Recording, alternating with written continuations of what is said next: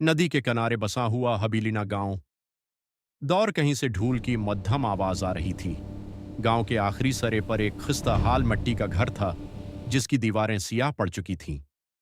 तीन दोस्त, आर्यान, जोया और कबीर, वहां से गुजर रहे थे। जोया अचानक रक गई। तुम लोगों ने सुना? खिड़की से कैसी अजीब सी आवाज आ रही है। आर्यान हंसा। अरे यार, हवा है और कुछ नहीं। वैसे भी उस खंडर की छत किसी भी वक्त गिर सकती है। कबीर ने आहिस्ता से कहा, यह खंडर नहीं है।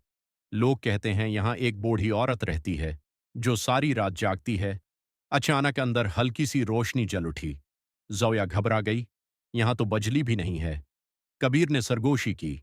कहते हैं वो किसी ऐसे से बात करती है जो इस दुनिया का नहीं। चलो यहां से, आर्यान ने जल्दी से कहा।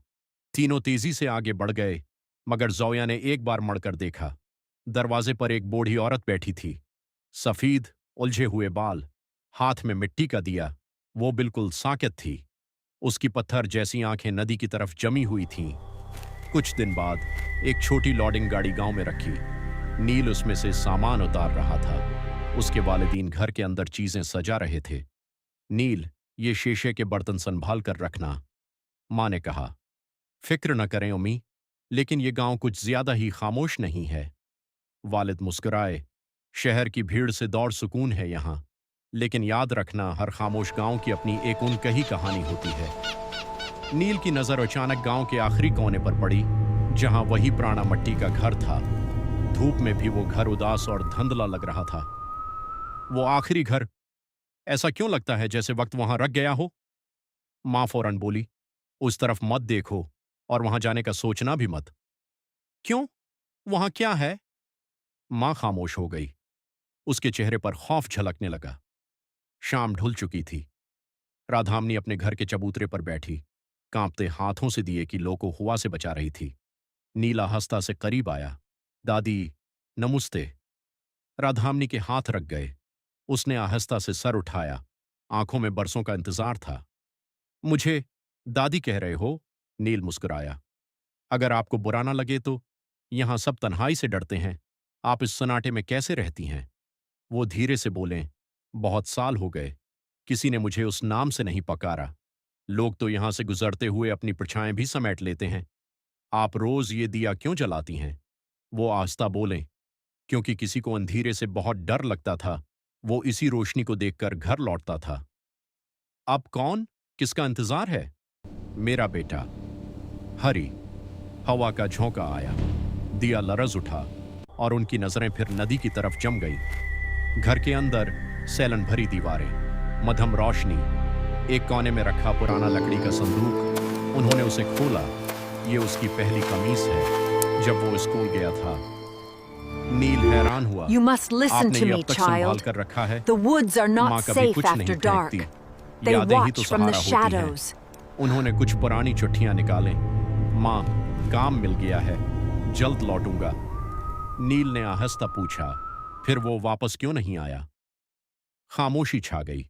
कुछ लोग रास्ते में ही रख जाते हैं, हमेशा के लिए। गांव वाले चौराहे पर बैठे बातें कर रहे थे। सुना है तुम उस आखिरी घर जाते हो, एक बूढ़े ने नील से कहा। वो औरत ठीक नहीं, खतरनाक है। नील ने प्रस्कोन लहजे में कहा, रो लेना गुनाह नहीं होता। वो खतरा नहीं। एक माँ है। सब खामोश हो गए। एक रात तूफान आया। बारिश, आंधी, बजली। राधामनी के घर की छत गिरने लगी। नील ने कहा, हमें जाना होगा। वालिद हचक जाए। आधी रात है, लोग क्या कहेंगे? नील बोला, लोग तब भी चुप थे जब किसी को मदद की जरूरत थी। वालिद ने सिर झुका लिया। चलो। सब लोग इकट्ठे होकर इस घर में दाखिल हुए। यहां तो कुछ भी डरावना नहीं, किसी ने कहा। बस एक मां और उसका दिया। नील ने उनका हाथ थाम लिया। राधामनी ने धंधली आंखों से उसे देखा, जैसे उसे अपना बेटा मिल गया हो। कुछ दिन बाद घर ठीक हो चुका था। आंगन साफ था। अब वहां खौफ नहीं, अपनायत थी। राधामनी मुस्कुरा रही थी। अब ये घर वाकई घर लगता है, नील बोला, क्योंकि अब आप अकेली नहीं हैं। एक शाम, राधामनी बोले, अगर किसी दिन मैं न मिलूं तो डरना नहीं। नील घबरा गया। ऐसी बात ना करें। वो मुस्कुराएं। हर इंतजार का एक इंजाम होता है। अगली शाम घर का दिया नहीं जला।